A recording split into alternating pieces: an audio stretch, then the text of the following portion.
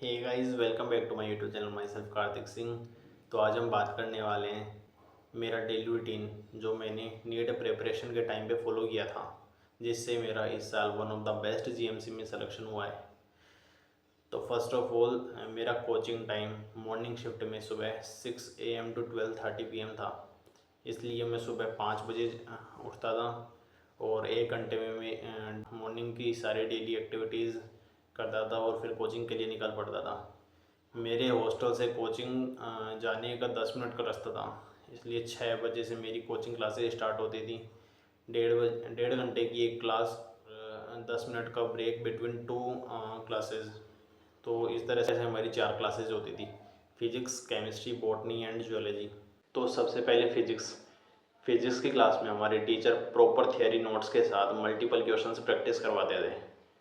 तो मैं तो ये मानता हूँ कि तुम लोग ब्रेक के टाइम पर फुल मस्ती करो, एंजॉय करो, अपने दोस्तों से बातें करो और वॉशरूम वगैरह करो, ताकि क्लासेस के टाइम पर फुल कंसंट्रेटेड माइंड के साथ तुम क्लास में प्रेजेंट हो। फिजिक्स की क्लास में जब टीचर तुम्हें क्वेश्चंस करवाते हैं तो एक क्वेश्चन को तो अच्छी तरह समझो और आगे वाले रिलेटेड क्वेश्चंस को टीचर से पहले करने का ट्राई करो, जिससे तुम्हारे स्पीड मेंटेन रहेगी और कॉन्सेप्ट भी क्लियर रहेंगे। और इन्हीं क्वेश्चंस को एक बार घर जाकर या रूम पर जाकर फिर से करने की ट्राई करो। अब बात है केमिस्ट्री की। तो केमिस्ट्री में जब टीचर तुम्हें बोर्ड पर समझाए ना, तो तुम्हारा प्रॉपर ध्यान केवल बोर्ड पर होना चाहिए एंड नोट्स बनाने के लिए प्रॉपर टाइम मिल जाता है। तो देखो यार, कुछ लोग तो क्या करते हैं कि जब टीचर बोर्ड पर समझाता है ना, तब उनकी पेन चलता रहता है, मतलब वो नोट्स बनाते रहते हैं और फिर बाद में फिर बैठे रहते हैं, जिससे न तो उन्हें कुछ समझ आता है और न ही उनके नंबर आ पाते हैं। तो प्लीज़ अवॉइड इट। अब बायोलॉजी के लेक्चर में तो आजकल तो एनसीईआरटी के साथ साथ नोट्स भी वेरी इंपॉर्टेंट हो गए हैं आफ्टर नीट 2025 पेपर। तो देखो यार, कुछ लोग मतलब ज़्यादा मोस्टली ड्रॉपर्स ऐसा करते हैं कि बायोलॉजी के नोट्स ही नहीं बनाते हैं। कुछ लोग तो फिजिक्स, केमिस्ट्री, बायोलॉजी किसी के भी नोट्स नहीं बनाते हैं।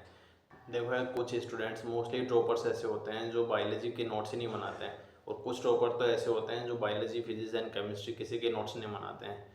तो ऐसी हवाबाजी में कुछ नहीं रखो। अगर नीट को अच्छे से क्रैक करना है तो हाँ, प्रॉपर नोट्स, सभी सब्जेक्ट के प्रॉपर नोट्स अच्छे से होने चाहिए।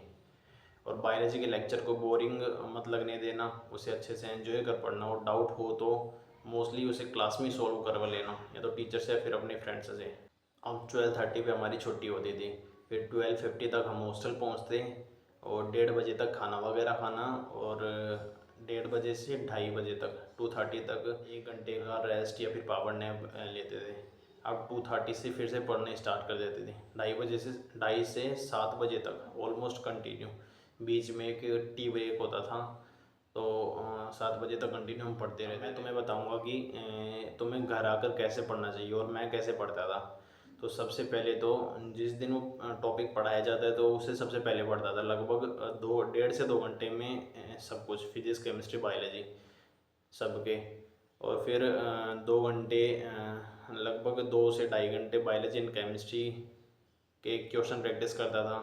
तो अब लगभग 7 बजे तक ये सब हो जाता था, और 7 से 8 बजे तक डिनर या और घर वालों से बात, टहलना फिरना थोड़ा हो जाता था। फिर 8 बजे से 11 बजे तक फिर से पढ़ने स्टार्ट करते थे। फिर उस ड्यूरेशन में फिजिक्स और केमिस्ट्री के क्वेश्चन प्रैक्टिस करते थे, लगभग 2-3 घंटे, जिसमें फिजिक्स के लगभग 2 घंटे प्लस करता था और केमिस्ट्री के 1 घंटे या 1 घंटे पहले कर लेता था। तो इस तरह से क्वेश्चन प्रैक्टिस करते थे। अब मैं तुम्हें रीस्टार्ट करने का बेस्ट तरीका बताता हूँ कि ये है कि तुम्हें जो चीज़ मंडे को पढ़ाई जाती है तो उसे मंडे को पढ़ो, जो चीज़ ट्यूसडे को पढ़ाई जाती है तो उसे मंडे और ट्यूसडे दोनों डे पढ़ो, जो चीज़ तुम्हें वेंसडे को पढ़ाई जाती है तो उसे मंडे, ट्यूसडे, वेंसडे को पढ़ो, same as Thursday, Friday and Saturday. जिससे क्या होता है कि जैसे तुम ट्यूसडे को जो तुम मंडे और ट्यूसडे दोनों की चीज़ पढ़ोगे तो तुम्हें मंडे की चीज़ पढ़ने में बहुत कम टाइम लगेगा। इसी तरह जब तुम थर्सडे, फ्राइडे, सैटरडे तक आओगे तो तुम्हें मंडे, ट्यूसडे, थर्सडे, वेडनेसडे की चीज़ें पढ़ने में तुम्हें बहुत कम टाइम लगेगा। तो वो चीज़ें केवल तुम्हारे आँख देख के और पेज पलटते ही तुम्हें आ जाएंगी समझ में। ये चीज़ हमें हमारे मेंटर या फिर टीचर ने बताई थी। अब मैं तुम्हें संडे को बताता हूँ कि क्योंकि संडे के दिन अलग रूटीन होता है थोड़ा, क्योंकि उस दिन क्लासेस की तो छुट्टी होती है, लेकिन मोस्ट ऑफ दी कोचिंग्स में टेस्ट होते हैं उस दिन।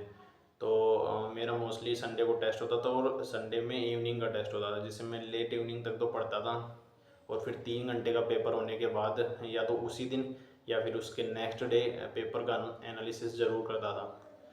और सारे गलत हुए क्वेश्चंस को अपने दोस्तों से या फिर अपने टीचर से पूछ लेता था और सारे क्वेश्चंस क्लियर कर लेता था उस पेपर में। जितने भी क्वेश्चन या तो मेरे सही हुए हैं या फिर गलत हैं जिसमें मैंने तुक्के मारे, तो उन सब के कॉन्सेप्ट मेरे को आ जाते थे पेपर ख़त्म होने के बाद तक। फिर संडे वाली नाइट हमारे लिए थोड़ी फ्री नाइट हुआ करती थी, जिससे अगर मैं तुम्हें सही बताऊं तो उस रात को या तो हम हॉस्टल वाले फ्रेंड्स के साथ गप्पे शप्पे लड़ाते थे या कभी कभार कोई मूवी वगैरह देख लेते, जिससे थोड़ा 7 दिन का वो पेपर का स्ट्रेस दूर हो जाता था और फिर अगले दिन मंडे से फिर से रीस्टार्ट करते थे। तो ये सब था मेरा डेली रूटीन। आई होप कि ये वीडियो आपको अच्छी लगी होगी और आपके लिए हेल्पफुल रही होगी, तो इसे लाइक कीजिए और इसी तरह की बेस्ट स्ट्रेटेजी वीडियोस को देखने के लिए मेरे चैनल को सब्सक्राइब कीजिए और अगर कोई क्वेरी है तो उसे कमेंट कीजिए।